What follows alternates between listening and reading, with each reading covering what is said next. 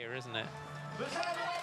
Let's have a look back at the highlights. And unfortunately, we had that big crash early on where Pim Ronhart and went down Joran Visura and other riders behind. And Joran Visura was the rider who came off worse. Unfortunately, he had a crash for Thibaut Nys when he was leading. Mathieu van der Poel did make that move early on, and it did look, Ian, didn't it, that at this point it was going to be plain sailing yet again, but today turned out to be anything but.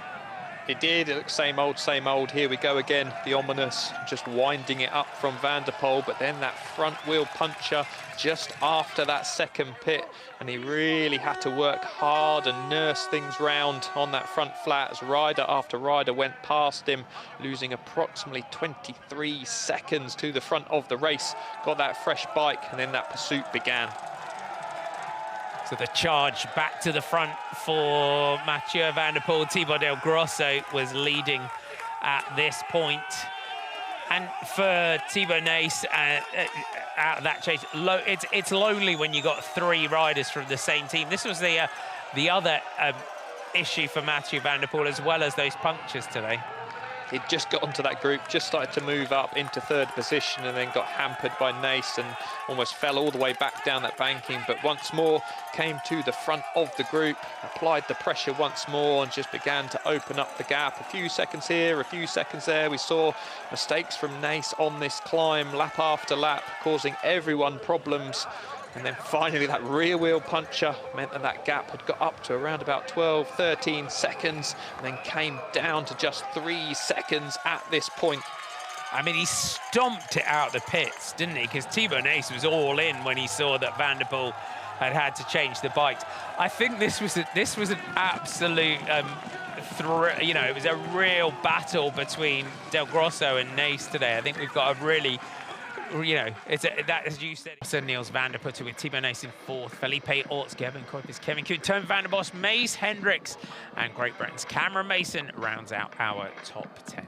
50-time World Cup winner. It's nice, but it was cost me a bit more energy than I expected. I had 2 flat tires, both on a really bad moment just after the pit, and it was really long and hard on the legs to to get the job done. What were you thinking when you had to go on that flat tire for almost half a lap? Yeah, I was just calculating in my head all the sections I still had to do, and it was, yeah, 2 times a really long stretch.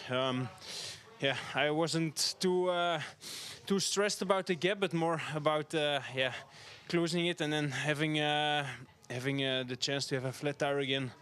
After the first one, I was extra cautious, but it still happened again. Was those damn stones on the course then, after all? For me, yes. I don't know if other riders had the same problem as well. So, but I definitely had some stones today. And when the second flat tire happened, there was no panic? Yeah, a little bit. To be honest, I thought, yeah, it was going to be really difficult to get the job done again. But then, yeah, I changed bike, and immediately the most crucial section, I had a really good line, and then I could maintain my gap. Maybe all the bad luck is now behind you going into that World Championship. Hopefully, but yeah, we know it can happen here with all stones. Thank you very much. But it is 50 career World Cup victories for Mathieu van der Poel of Alpecin Premier Tech.